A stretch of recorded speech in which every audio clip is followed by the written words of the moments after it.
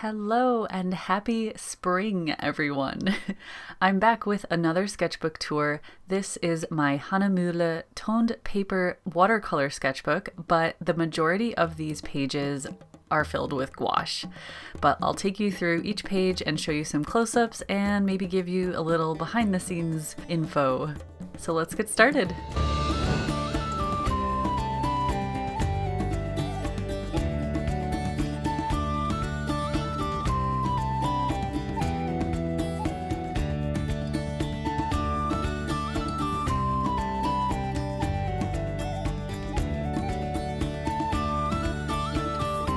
So this sketchbook started in September 2020 and I just recently finished it in March 2021, so that's about 6 months. The main reason my sketchbooks take me a bit longer is because I have many of them going at one time. Sometimes I devote one particular sketchbook to plein air painting or just gouache or just watercolor, but this one is kind of a mix of everything. Some of you might recognize this page. I actually did a video about this one and walked you through my thoughts for painting outside. It's not always sunshine and rainbows. Before we went into a more strict lockdown, I was visiting the coast quite often, so I have a few pages of coastal scenes.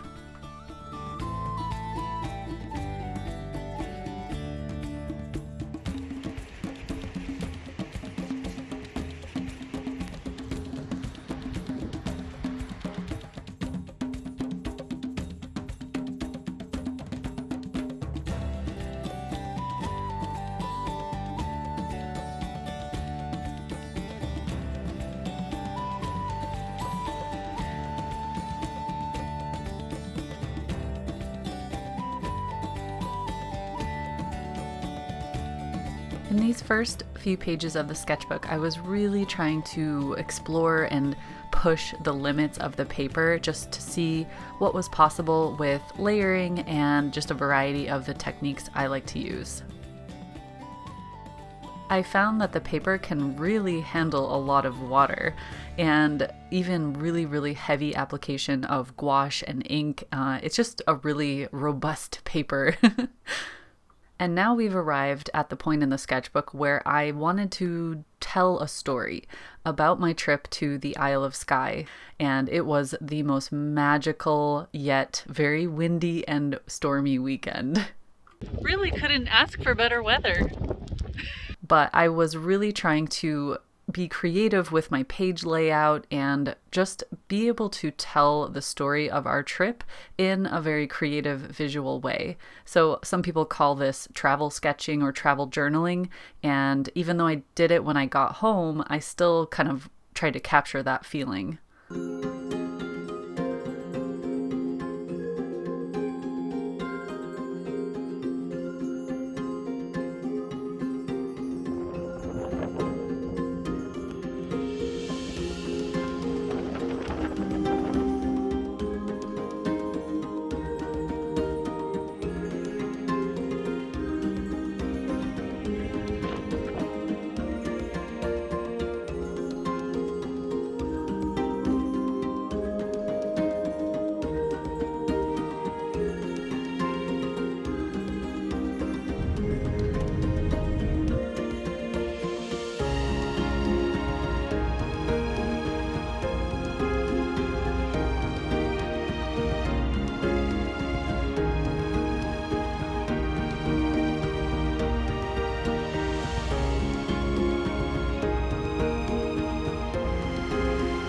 I made it look easy.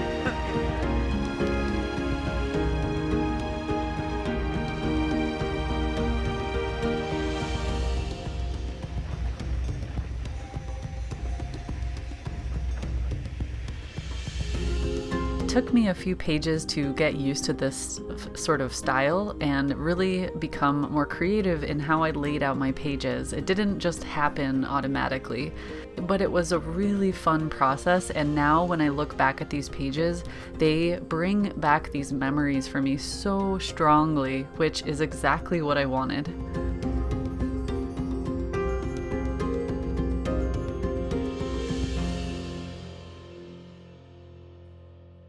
Like this page, for instance, it was so insanely windy at this location that Wolfie's hat blew off and flew away and he had to go chase it. So I really had fun incorporating those kind of quirky tidbits from the trip, like this page where I made sure to include a sign that said, "Caution, do not crash into this sign." And I won't go into details, but there's a reason I put that there. Oh, and the last few spreads of the Skye trip are all these memories of the Quiraing hike that we did, which was absolutely epic. One of the best hikes I've ever been on in my life. It was like being in Middle Earth. I just can't even explain it. So I was really happy to capture some of those memories, and when I look at these pages, it just brings me back to being on the edge of those cliffs and hiking around with the sheep and just seeing beauty everywhere I looked.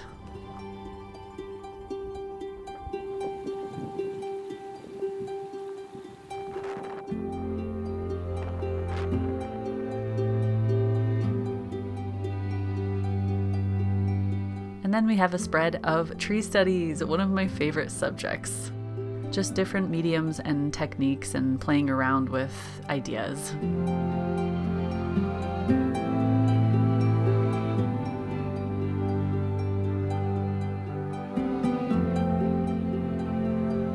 At this point, I was already a little while into my 100-day gouache challenge, which as I'm filming this, I'm currently on day 77. So it's been a while, but these were many pages of snow studies, and I was really interested in exploring the light that reflects as well as the shadows that fall across the snow. And just a heads up, I'm actually teaching a 90-minute mini workshop on how I paint snow with gouache on April 11th. So if you're interested in that, you can sign up using the link that's in the description below. And if you miss it, you can always go back and watch it in the future. But you have to sign up either way. I'll also put links to all the other videos that I mention in this sketchbook tour because I know there are a lot. It was also around this time that we had a beautiful snowfall, so I was extremely inspired by winter, and I love walking around in the really cold snow.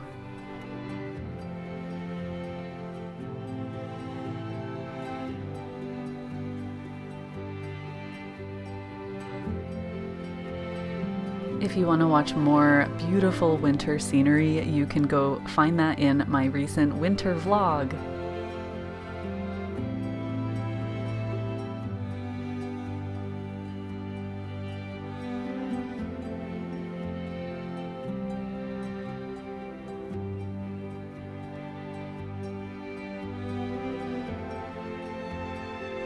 But after a while, I was ready to move on, so I went to the complete opposite and I chose tropical scenes.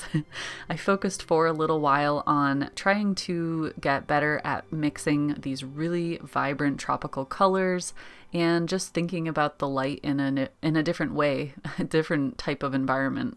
And I have to admit that even though I love using really vibrant colors, not all tropical scenes are super intensely vibrant, but I was kind of looking at a lot of references that were. But I was so challenged by that. I am not a stranger to color or even using creative combinations of color, but for some reason I felt like I was struggling when I was trying to make anything that was a little more realistic, but still look tropical. And I think I improved over a couple days of doing the tropical studies, but at the time I was definitely struggling.